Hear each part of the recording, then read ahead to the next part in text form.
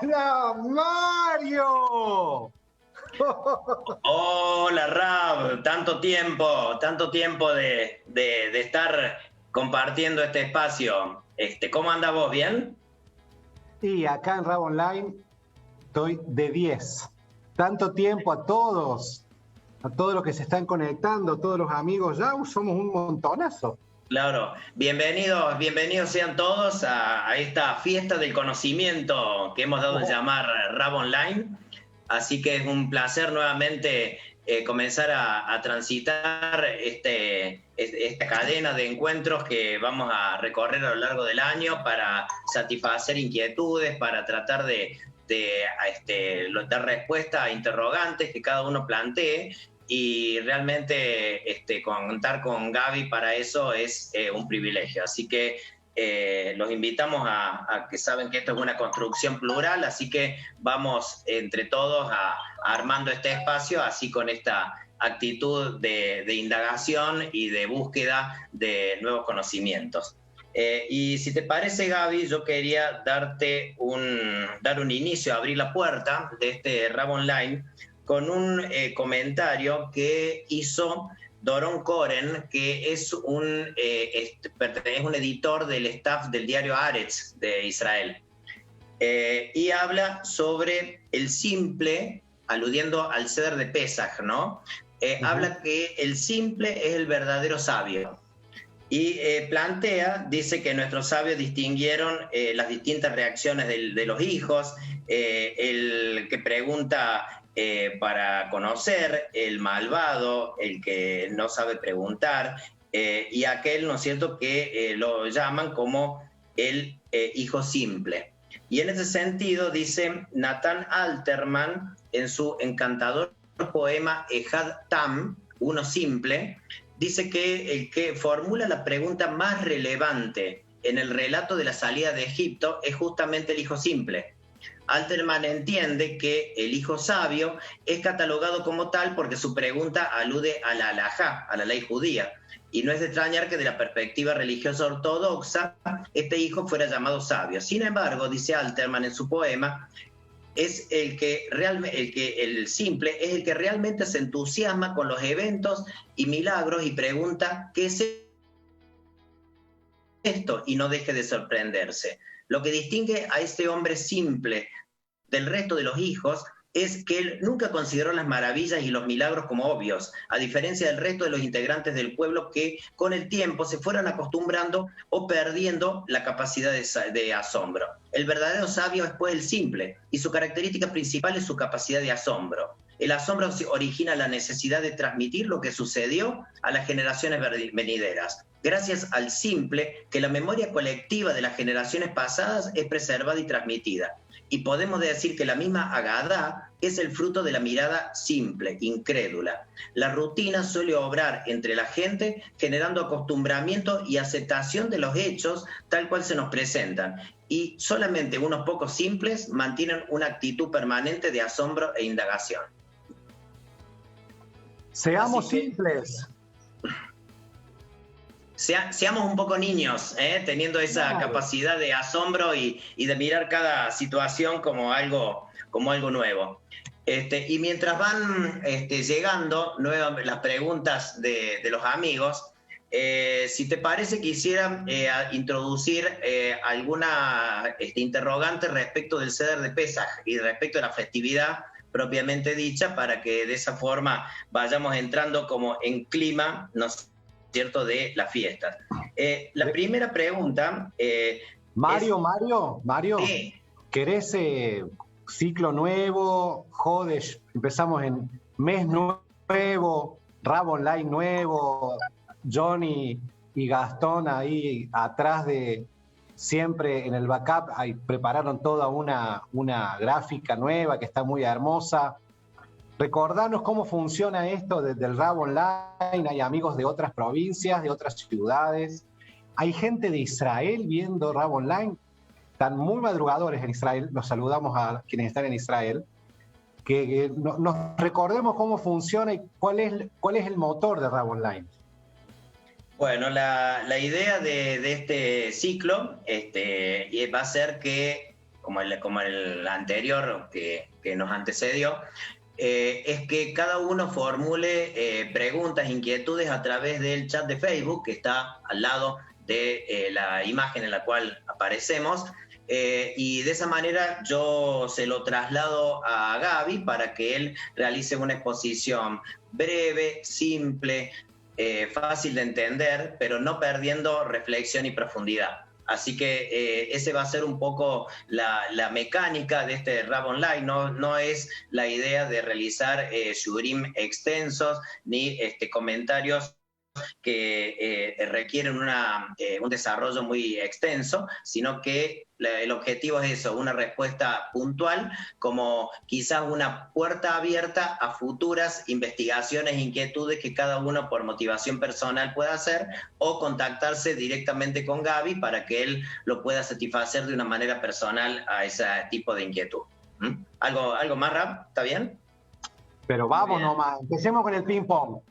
Bueno, la primera pregunta sería el porqué de los 18 minutos de la matzá. Porque la matzá implica la cocción a lo largo de 18 minutos. Entonces, esos 18, digamos, si bien desde el punto de vista judío, la numerología tiene una significación muy importante, pero ¿obedece simplemente a un valor simbólico o tiene algún sustento a nivel, no sé, talmúdico, supongo, que puede de alguna manera definir y consolidar esa idea y esa modalidad de cocción? Bueno, en realidad,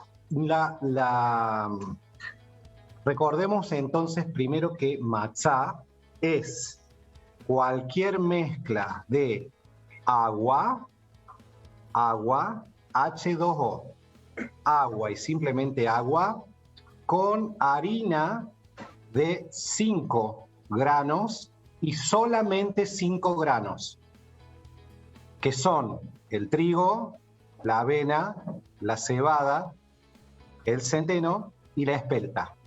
Si yo tengo harina de estos 5 granos, cualquiera de ellos, y la mezclo con agua, eso me va a generar la posibilidad de dos posibilidades.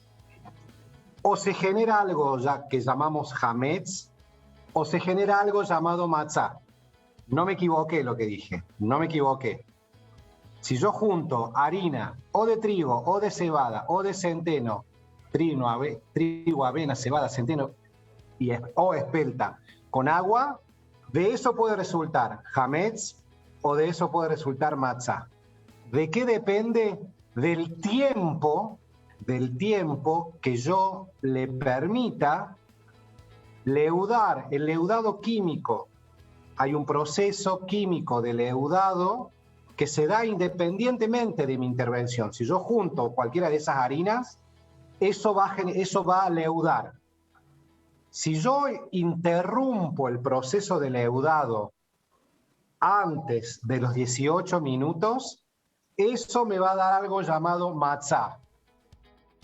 Si yo dejo transcurrir el tiempo y no intervengo en el proceso de leudado, eso mismo me va a dar algo llamado hametz. Es decir, que lo que marca la diferencia, y esto es simbólicamente algo muy hermoso, es tu intervención. Lo que vos hagas en un momento determinado, en un tiempo determinado, va a generar una diferencia. Acá tenemos una hermosa primera enseñanza de Pesaj. Para que sucedan cosas, vos tenés que intervenir en el tiempo. Ahora, puntualmente, quiero compartir que no todas las autoridades coinciden en cuánto es ese tiempo. Hay matzá de 18 minutos, hay matzá de 21, hay matzá de 15. Mayoritariamente, coincidimos en que es 18, con esta hermosa simbología de que 18 en hebreo se dice Hay. Se utilizan las letras Het del abecedario, del Aleph Bet del abecedario judío, Het, que es 8, y Yud, Intenta de nuevo. Eso fue mi teléfono que no sé qué hizo solo. Se activó el Siri del teléfono. Decía que la Het y la Yud, la letra Het cuyo valor es 8 y Yud cuyo valor es 10, 18 la palabra Hay, entonces para que ocurran cosas en tu vida vos tenés que intervenir. Pero hay otros tipos, hay otras autoridades que opinan diferente respecto del tiempo que tiene que pasar para que lo que sea originalmente Hametz, originalmente Matzá no leudado, pase a ser Hametz, es decir, no leudado. Muy bien. Hay otra pregunta que plantea si hay diferencia entre el número de Sedarim que se realiza en Israel y en la diáspora. Sí, eso tiene que ver con lo que se conoce como el segundo día festivo de las diásporas, lo que se llama en hebreo Yom Tov Sheini Shel Galuyot. Como dijiste, Mario, recién, este es un espacio donde lo que generamos es un ida y vuelta, ida y vuelta. Uno podría dar una clase entera de cómo y por qué surgió en el desarrollo de la tradición judía el segundo día festivo de las diásporas, cómo hubo autoridades que, no de la modernidad, por ejemplo, una autoridad como Rashi en la Francia medieval, entendió que ya no era momento, en su tiempo, estamos hablando de la Francia del siglo XII, ya no era, por las circunstancias que sean, ya había pasado la necesidad de celebrar un segundo día festivo de las diásporas. Hay comunidades que celebran el segundo día festivo fuera de Israel, hay comunidades que no, hay comunidades conservadoras que lo promueven, hay comunidades que no. En nuestra comunidad, y estamos hablando aquí desde la ciudad de Córdoba, en la República Argentina, para aquellos amigos y amigas que estén en otras partes del mundo, saludos desde aquí de Córdoba, Argentina. Nuestra comunidad sostiene la observancia del segundo día festivo de las diásporas y en ese sentido, en Pesaj celebramos 2 primeros días, como si fuese 2 veces Yom Tov. De hecho, no es como, sino son 2 días primeros festivos de Yom Tov, como son 2 días festivos de Shavuot, como son 2 días festivos primeros de Sukkot. Y dentro de ese concepto general del segundo día festivo de la diáspora, es que nosotros celebramos 12 Darim este año. El primer día festivo cae el sábado próximo 27, no pasado mañana, sino el sábado 27 es el primer Seder, y el domingo 28 es el segundo Seder. En Israel eso no ocurre, hay un solo primer día festivo, 7 días después ocurre el último día festivo que también es de una sola vez, y en Israel hay un solo Seder de Pesaj.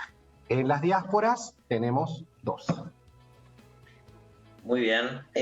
La otra pregunta se refiere a la extensión en el tiempo de la celebración del Hag. ¿Por qué 7/8 días? O sea, ¿por qué son 7? O sea, no se festeja un día, ¿no es cierto? Como Shavuot o como, bueno, Rosh Hashanah, no sé, otra festividad. ¿Por qué son 7/8 según sea en Israel o en la diáspora este festejo? ¿Por qué se definió este festejo extendido, digamos, para realizar la conmemoración, la celebración de este Hag? Bueno, en la Torá figura así. En la Torá figura que durante 7 días, en el caso de Pesaj y en el caso de, bueno, Sukkot tiene su propia lógica, pero lo primero que podemos decir es que en la Torá figura que durante 7 días tenemos que abstenernos de comer levaduras.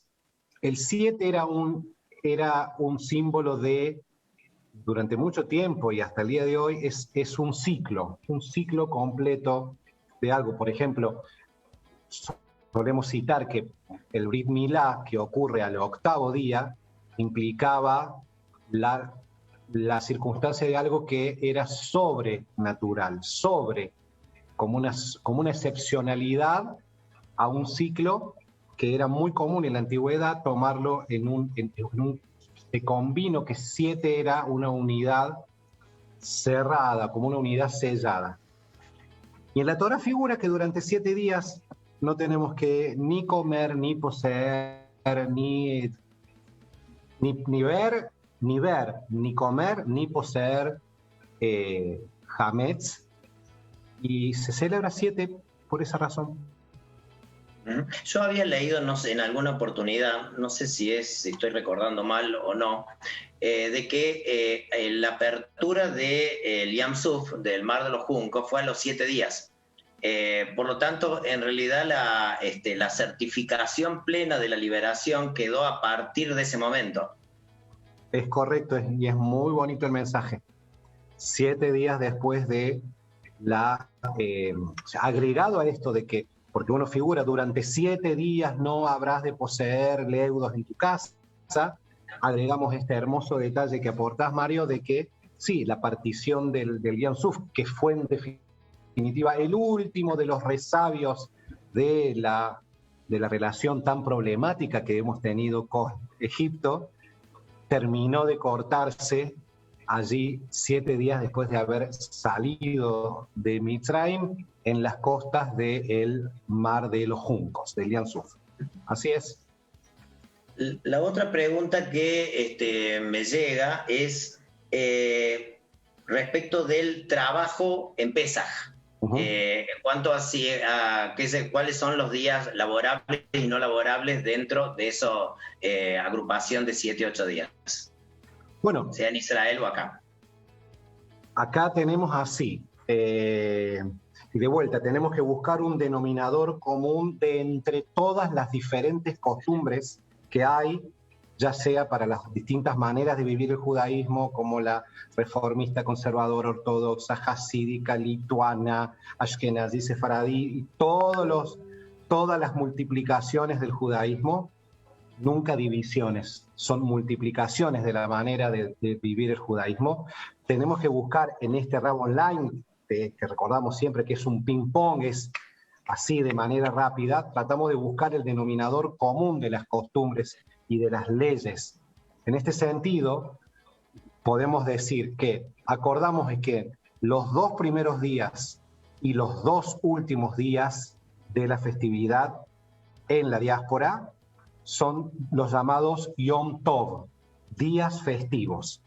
En este sentido, Yom Tov es como si fuese un Shabbat, en tanto a lo permitido y lo prohibido, con una diferencia técnica para aquellos que gusten, deseen y practiquen la halajá, la ley judía.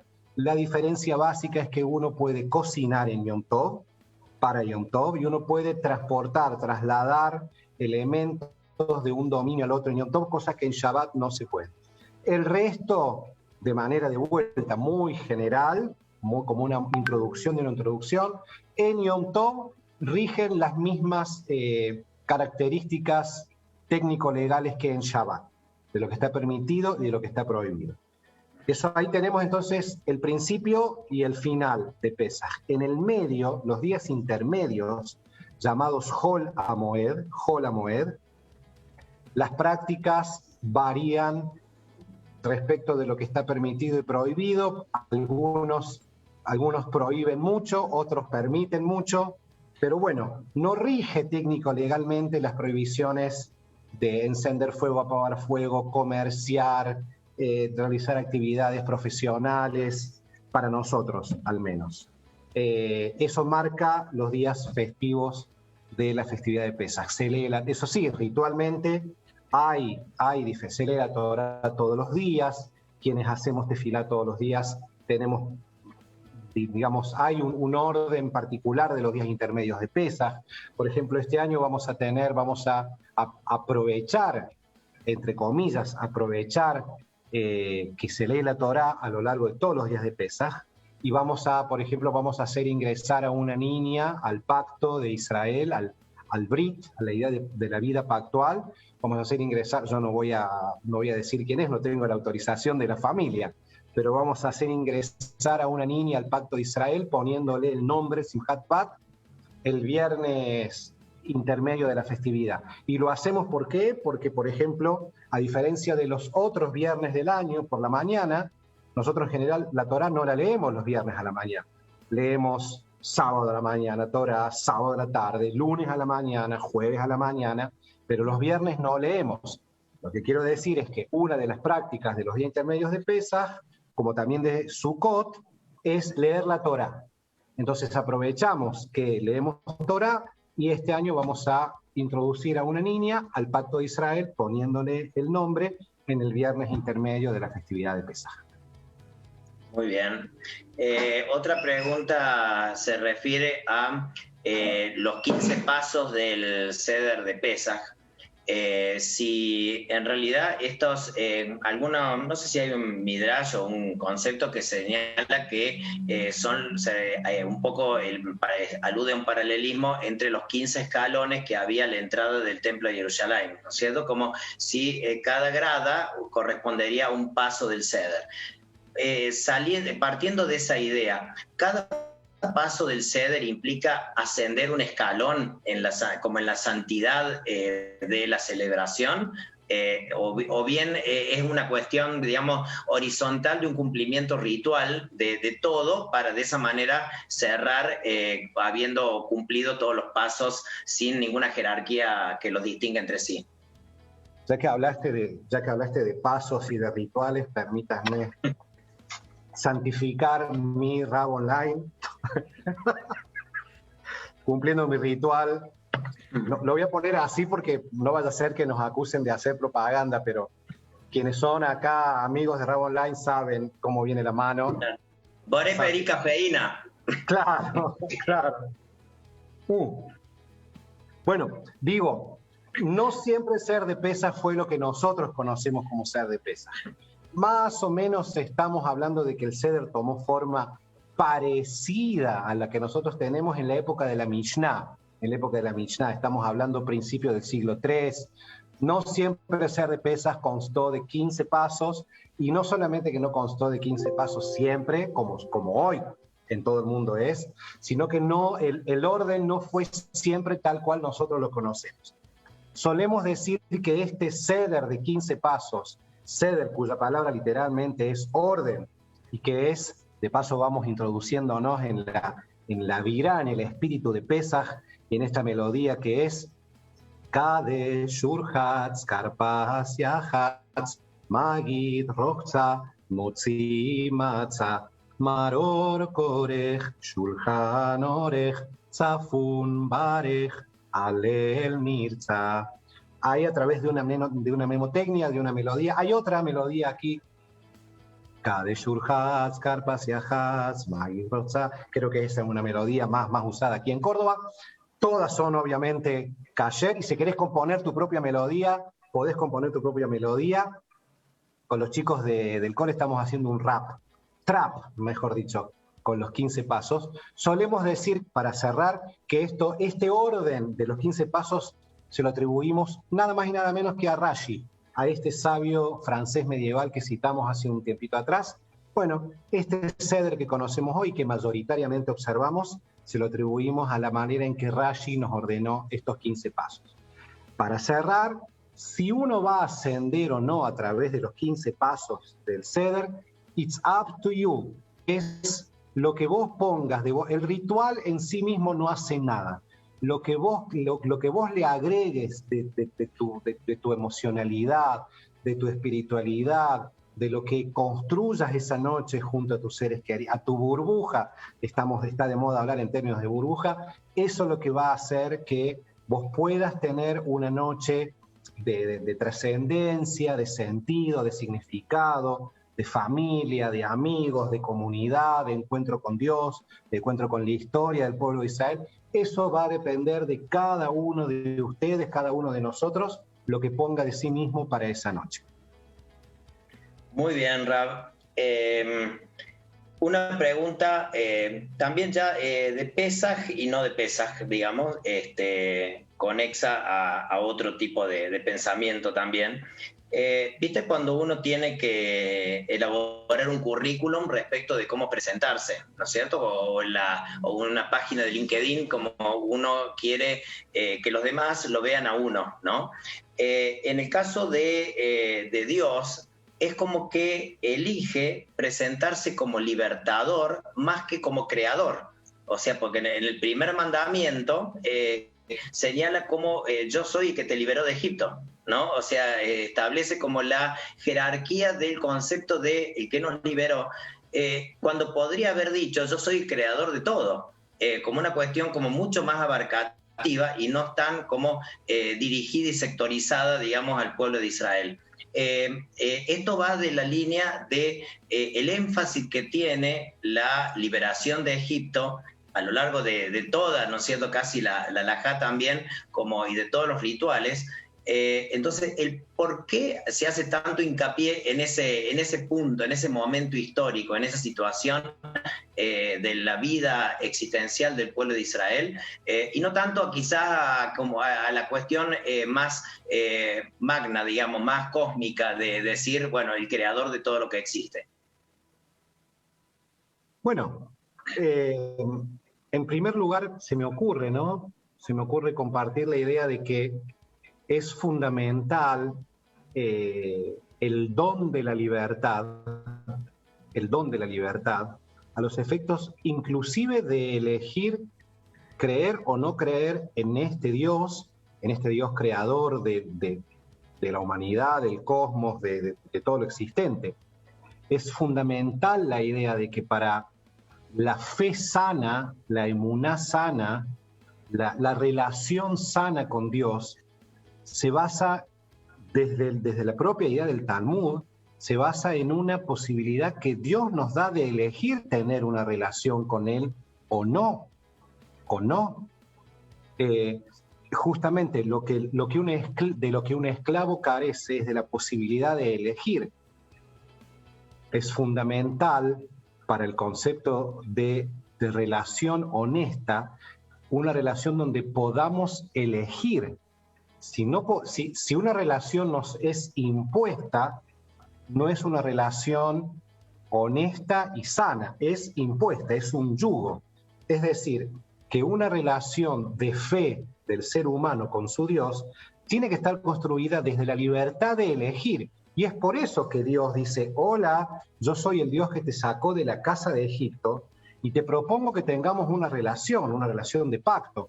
Y se presenta como libertador, Anoji Hashem Elokeja asher hotzeiticha meretz Mitzrayim. Yo soy Adonai tu Dios que te liberó de la casa de la esclavitud. Eso fue lo primero que escuchamos allí en el monte Sinaí, salidos 7 semanas después, nuevamente 7 ciclos de 7, salidos de Mitzrayim en lo que llamamos Shavuot. Pero la relación pactual con Dios comienza con la idea de la libertad. Solo en libertad, pudiendo elegir que Dios sea Elohai, que Dios sea mi Dios, es que podemos hablar de una vida pactual. Entiendo que por eso es que la fiesta de la libertad es la fiesta, digamos, más atesorada, y Dios elige presentarse como libertador porque eso es lo que habilita nuestra relación con Él. Y también es la que marca el inicio del calendario bíblico, ¿no es cierto? El mes de Nisan como mes inicial del calendario, ¿no? Correcto. Porque volvemos sobre la idea de que una vez que nosotros obtenemos la libertad, y me vuelvo un poquito para atrás a nuestro primer Rab Online de este 2021, en esto de que la única diferencia entre lo que es Hametz y lo que es Matzá, entre lo que es leudado y lo es, en realidad no están hechos ambos de trigo y agua. La diferencia la marca lo que vos hacés en el tiempo. Y vos podés elegir hacer o no, siendo no esclavo. Entonces, ¿cuándo comienzo a contar mi tiempo? Cuando tengo la posibilidad de gestionar y de decidir qué hago con mi tiempo.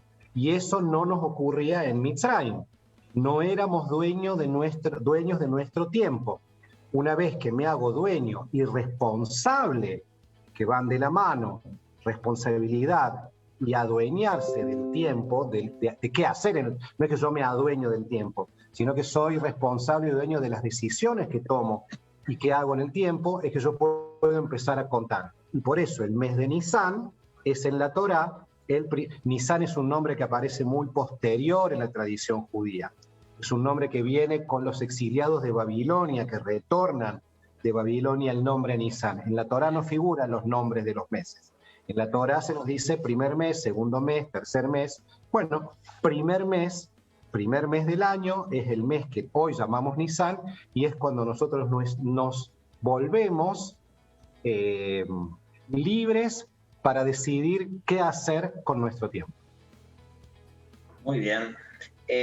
Una de las cosas que, digamos, hacemos prácticamente todos los Hagim es la bendición de los hijos, ¿no?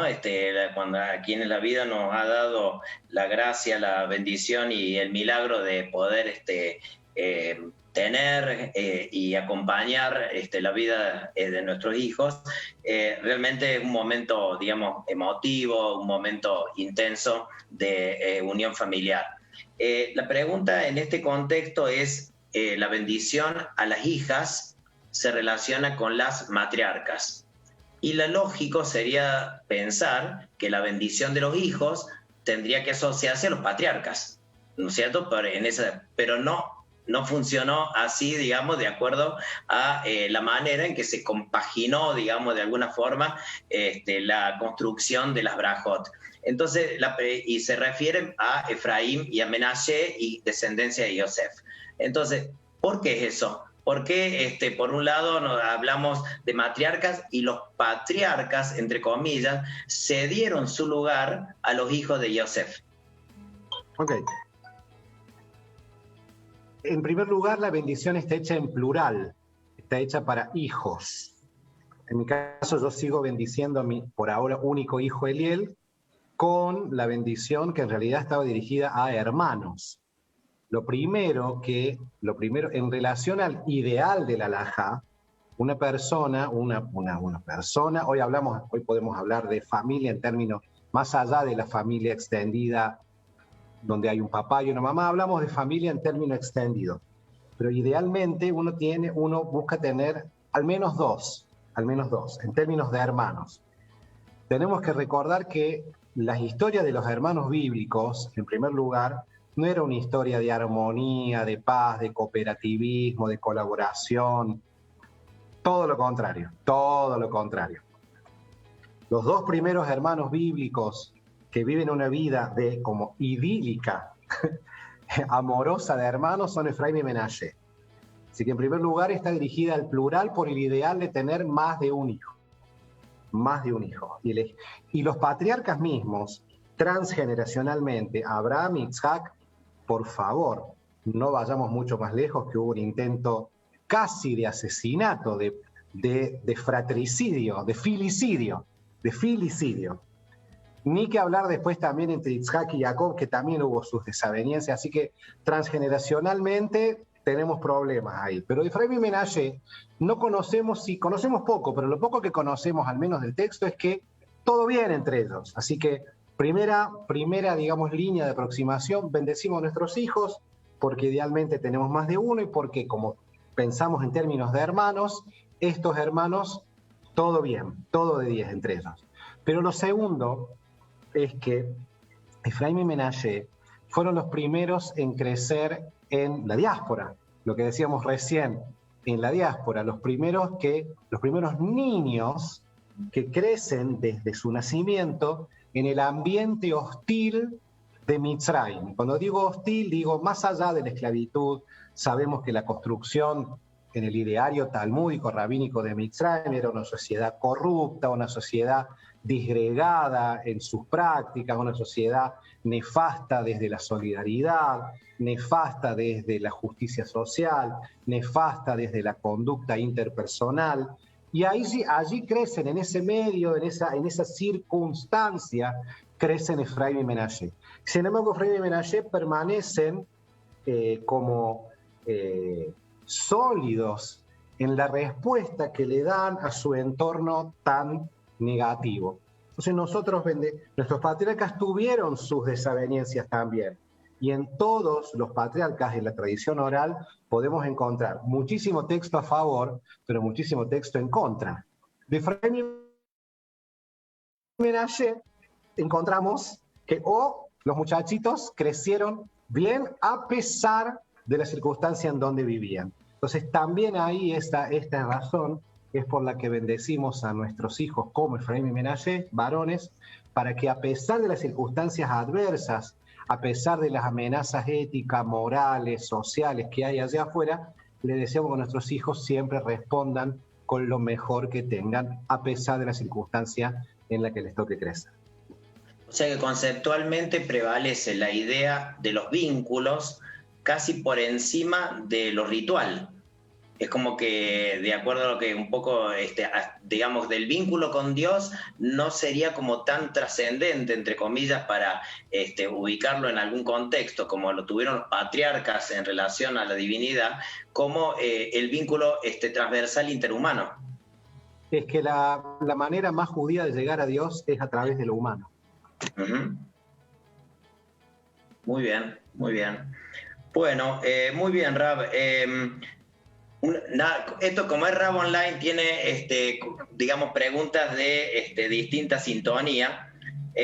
Vamos a otro lado mucho más mundano, cotidiano y relacionado con el tema de las mascotas, que nos acompañan muchas veces a cada uno en nuestros hogares.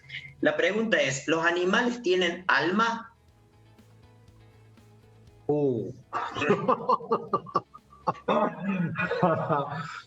Acá es cuando me gano la enemistad de todos los que son amantes. Yo mismo soy amante, a mí me encanta, he tenido perros, tenemos perros. No tenemos perro todavía, estamos viendo si tenemos un perro o no. En estos mismos momentos, mientras hablamos, estamos decidiendo familiarmente si nos hacemos de una nueva mascota o no, pero quienes estuvieron con nosotros en algún momento saben que acá hay un gato medio raro que se llama Cordelia.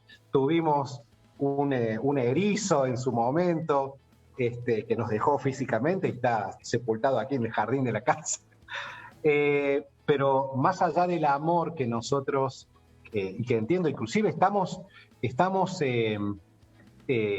obligados, es una mitzvah, el de preservar la vida de los seres vivos, de los animales. Nosotros, se llama Tzar Baalei Haim, tenemos, en realidad, el texto figura por la contra, tenemos prohibido hacer sufrir a los animales.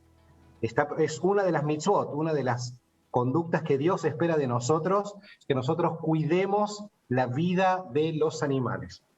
Dicho esto, y a título absolutamente personal,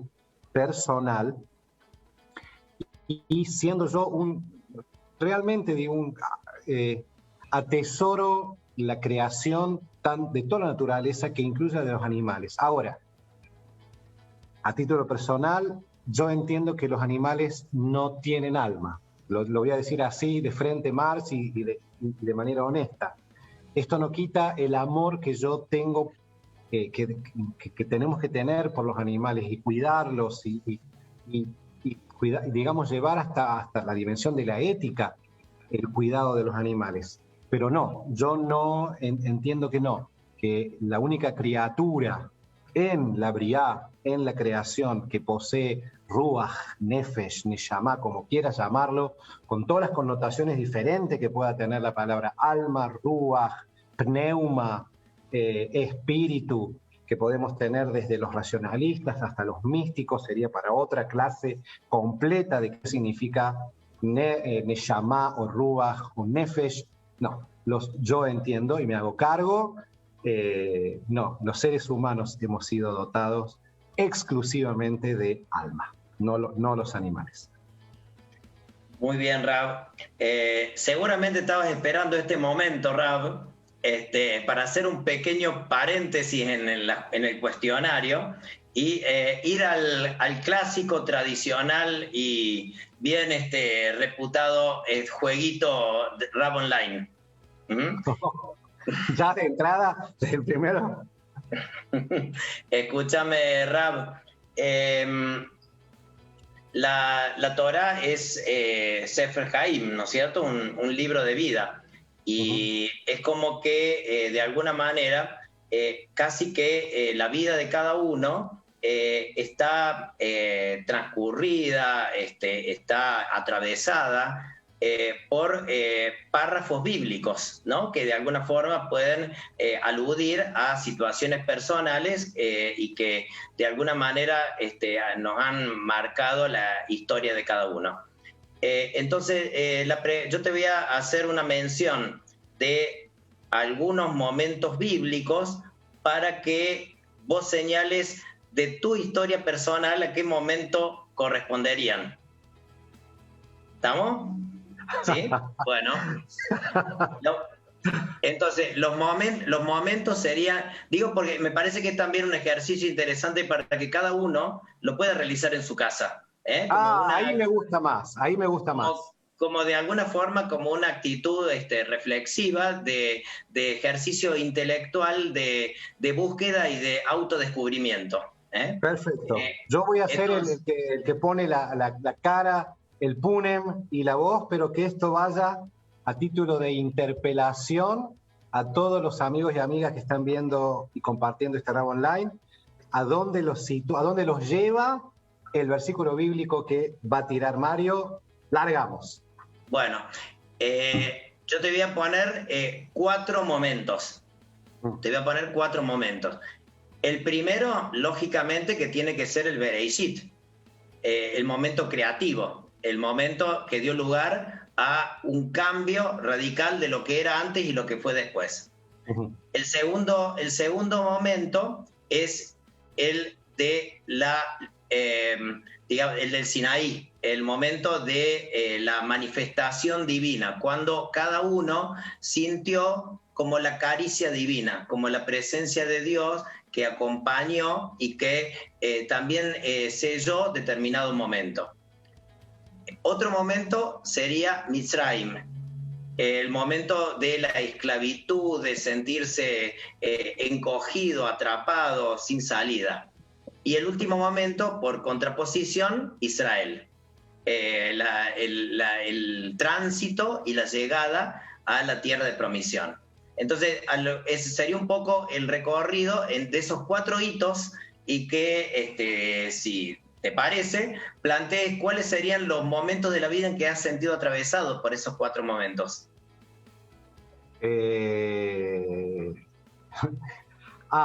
O sea, no hay un pasaje bíblico, sino que... No. Momentos históricos que con todo un significado, digamos así, alegórico, y que cada uno sintió como ese tipo de sensación, perspectiva universal, espiritual, frente a la realidad personal de uno. Ok, vamos, entonces decime el primero. Bereshit. ¿Un Bereshit? Sí, un momento creativo, un momento en donde dio lugar a la apertura de algo diferente y nuevo.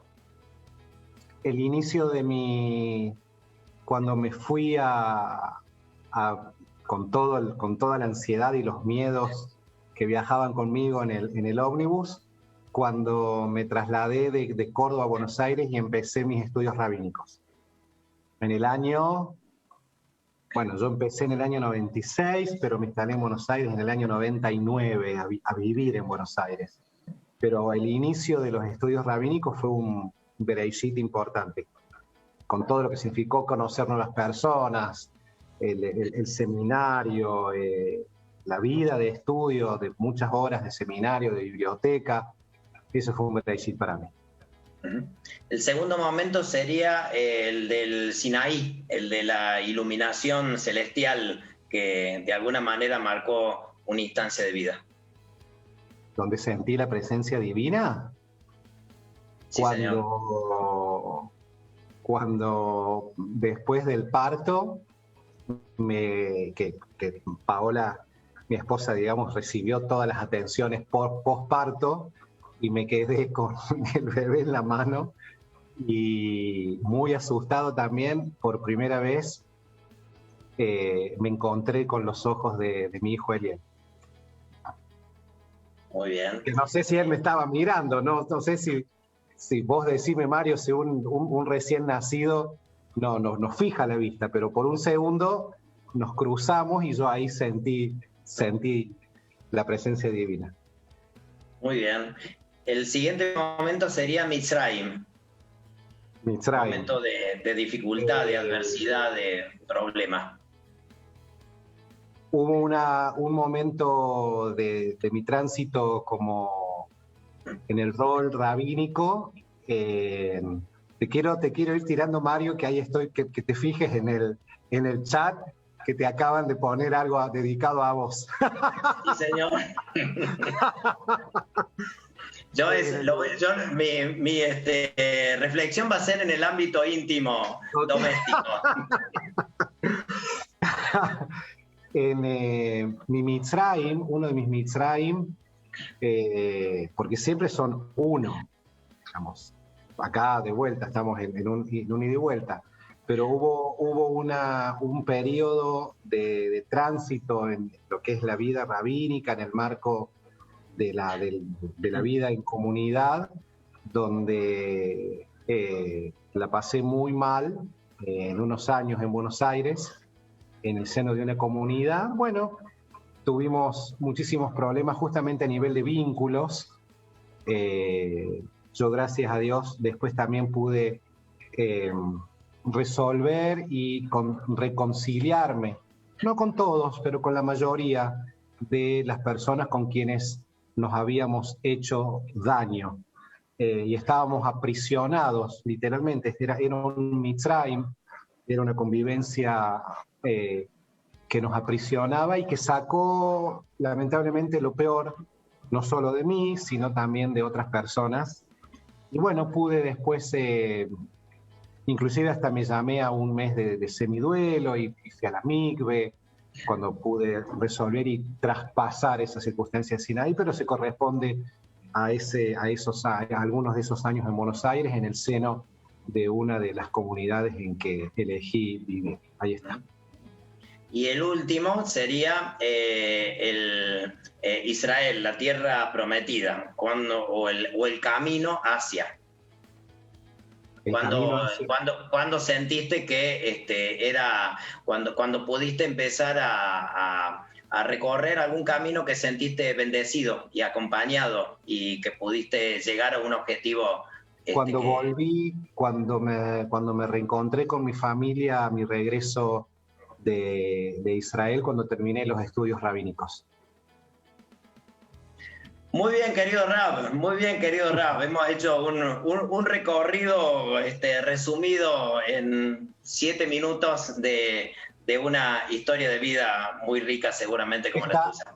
Estaría bueno de vuelta ahí, que es lindo, agradezco esto y de verdad que deseo que cada uno de quienes están viendo esto en vivo, lo van a ver grabado, que pueda hacerse esas 4, pueda transitar en la honestidad, en la intimidad de su alma, de su corazón, estas 4 escenas que pusiste. Se los deseo de corazón.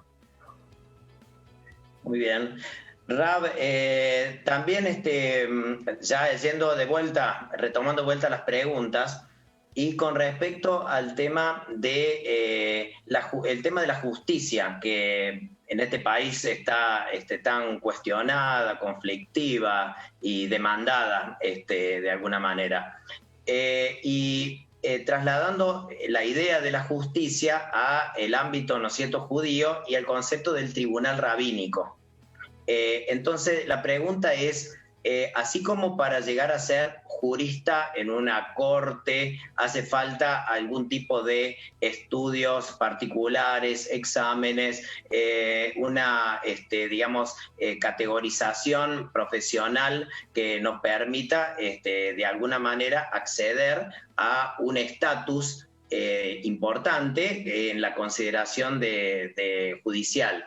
Dentro del rabinato, para ser miembro de un tribunal rabínico, ¿es necesario también realizar ese camino? Es como que implica también poder ser juez, poder ser alguien, digamos, que tenga una mirada por experiencia, por estudio, por vivencia, así un poquito diferenciada respecto del común de los rabinos, o puede acceder en forma horizontal cualquier rabino independientemente de la profundidad de su formación.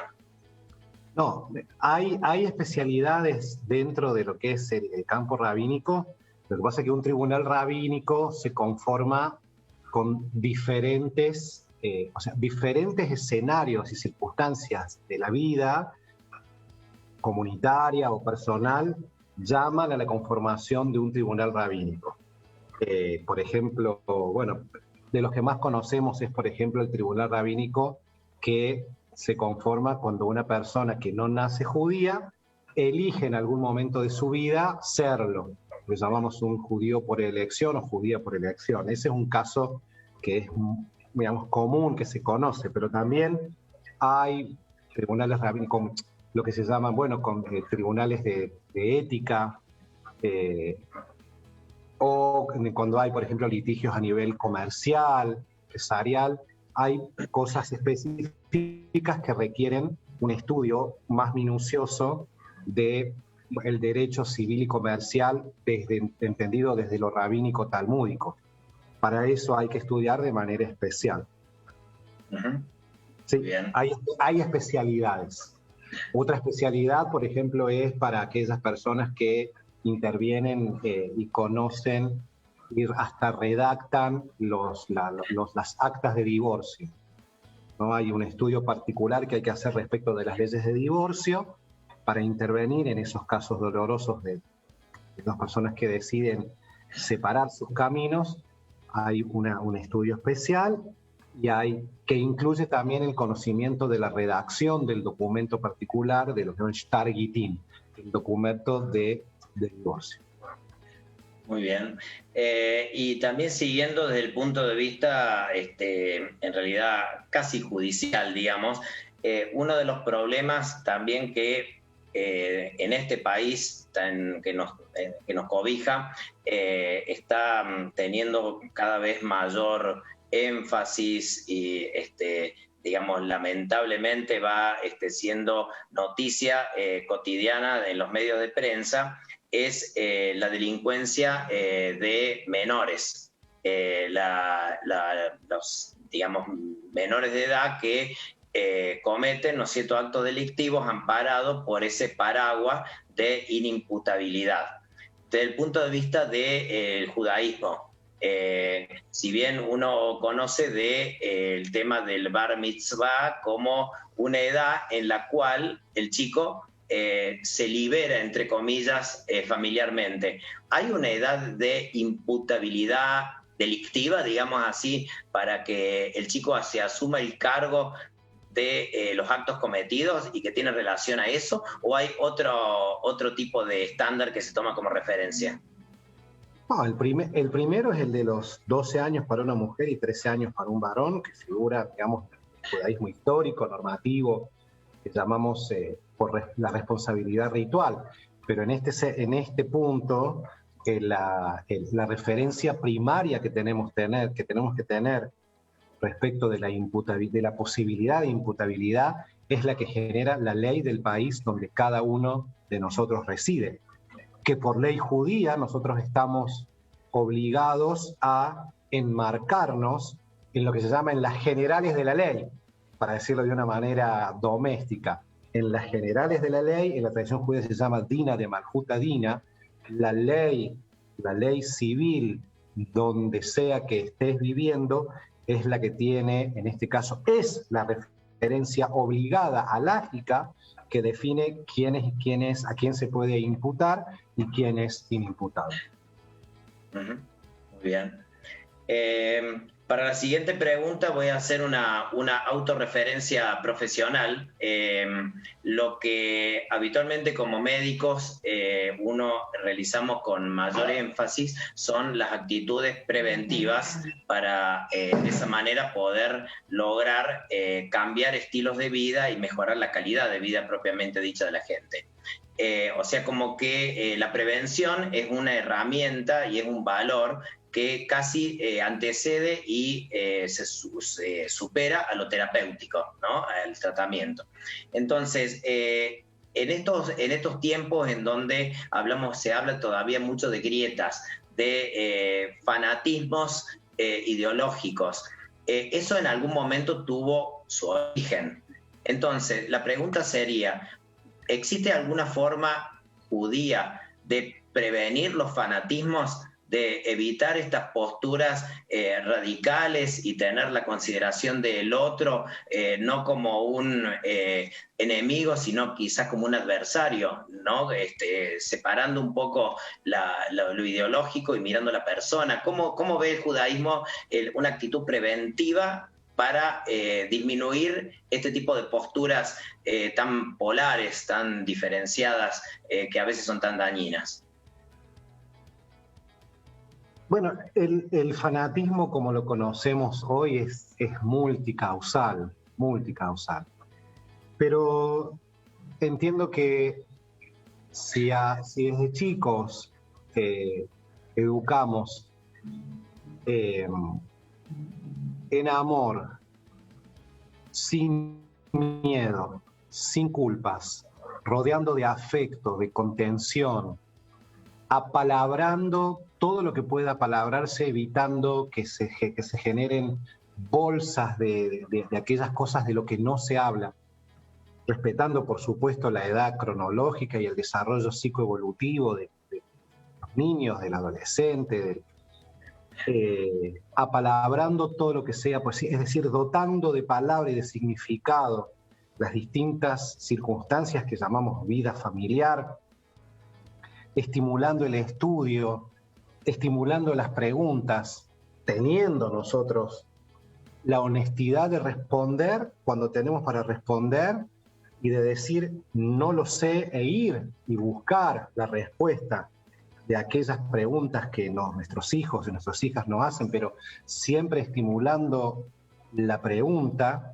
Entiendo que esta sumatoria de acciones y de ser duros cuando tenemos que ser duros, y de ser duros me refiero cuando hay que llamar la atención y amonestar, en el sentido bueno de la palabra amonestar, y de marcar los límites cuando tenemos que marcarlos de manera clara, de manera frontal, cuando tenemos que marcar esos límites. Entiendo que esta sumatoria de amor, de no miedo, del estímulo de las preguntas, de apalabrar las circunstancias, de marcar buenos límites, que todo refiere a una contención psicoafectiva, eso no digo que sea un antídoto, pero sí va a ser siempre a favor de que en la vida adulta se desarrollen estos aspectos de apegarse a los fanatismos y a las verdades totalitarias. Muy bien, excelente, excelente. La última pregunta, Rab, la última pregunta, porque ya estamos en horario de cierre.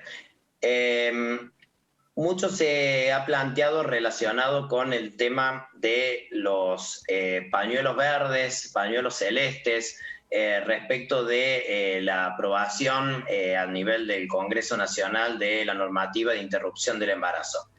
Pero la pregunta va más anterior a esa. Se generó un debate bastante amplio sobre cuál era el origen de la vida, cuál era el momento en que se consideraba vida, ¿no es cierto?, en una persona gestante, que estaba en proceso, digamos, de formación completa. ¿Cuál es la mirada judía de el momento en que se llama vida a la vida, digamos? ¿A partir de qué momento sería la pregunta? Acá nos van a escuchar repetir algo que solemos insistentemente a título de bandera marcar en este espacio Rab Online o los otros espacios de estudio que tenemos aquí en la comunidad de Córdoba, de que hay distintas opiniones. Y en ese sentido, y para respetar el estilo Rab Online, de una pasada rápida, de un ida y vuelta, mayoritariamente en la tradición rabínica talmúdica, mayoritariamente lo que llamamos vida comienza después, en el momento en que, y también ahí hay diferencia de opiniones, el feto asoma su cabecita por el canal vaginal También hay opiniones de cuánto es lo que tiene que aparecer de ese feto, de cuánto emerge, pero lo que llamamos vida mayoritariamente comienza luego del nacimiento. Sin embargo, minoritariamente, muy minoritariamente, hay algunas opiniones en el Talmud que hablan de una vida intrauterina. Mayoritariamente, y entre los que, como siempre suelo decir, yo ofrezco mi opinión, que no la ofrezco a nivel de verdad revelada, pero yo me cuento entre esa mayoría de opiniones talmúdicas, halágicas, que entiende que la vida ocurre luego de lo que llamamos parto. Muy bien, querido Rab, hemos llegado al cierre de este primer capítulo, de esta edición inicial de Rab Online, y a modo de cierre quería compartir con vos un pequeño párrafo de Erich Fromm, el filósofo y psicoanalista alemán, del libro Y seréis como dioses. Y un poco refiriendo a la idea de Pesaj, de la libertad y de cómo el ser humano responde a esa posibilidad de ser libre. Y dice así, en forma de pregunta: ¿capacita Dios al hombre para hacerse libre mediante un cambio en el corazón? ¿Interviene Dios en el proceso histórico? No. El hombre es librado a sí mismo y hace su propia historia. Dios ayuda, pero nunca cambiando la naturaleza del hombre, haciendo solamente lo que el hombre puede hacer por sí mismo. Para expresarlo en mi propio lenguaje no teístico, el hombre es librado a sí mismo y nadie puede hacer por él lo que él es incapaz de hacer por y para sí mismo. Es muy lindo y es lo que decimos casi al final de la Gadá, cuando decimos hemos hecho lo que, literalmente, cuando decimos Hazal Sidur Pesaj, el último de los pasos Nitzá, decimos hemos hecho lo que nadie hubiese hecho por nosotros. Es verdad. Nosotros somos los primeros responsables, amorosamente responsables de nosotros mismos. Si nosotros no lo somos, es muy difícil que un otro, por más que nos quiera, nos ame, ni que hablar para aquellas personas que son de los círculos más lejanos a lo propio, a lo que llamamos mi individualidad. Pero sí, adhiero, a ver, no es de mucha importancia y relevancia que adhiera o no a lo que dice Erich Fromm. Digo, adhiero a la propuesta de cerrar este primer Rab Online tan cerquita de Pesaj, con la idea de que sí, nosotros somos los primeros responsables por lo que hacemos y hay cosas que son absolutamente indelegables. Cada uno tendrá que pensar y Behadrei Baten, bien adentro, a qué se refiere esto, pero hay cosas que son absolutamente indelegables. Así que gracias, Mario, y gracias a todos por esto. Ahí saludamos a Israel, a Costa Rica, Río Cuarto, Alta Gracia. Si hay otro lugar que no me haya fijado, pero sepan disculparnos, pero lo hacemos con un amor enorme y les agradecemos que nos hayan regalado su tiempo para este primer Rab Online. De mi parte... Gracias, y gracias a vos, Gaby, por esa permanente actitud de querer enseñar, de querer transmitir para lograr que cada uno pueda tener ese camino de crecimiento que nos lleve a ser mejores personas. Así que muchas gracias y será hasta la próxima, dentro de 15 días, cuando nuevamente Rab Online nos convoque. Empezamos. Hag Sameach. Hag Sameach, Shabbat Shalom.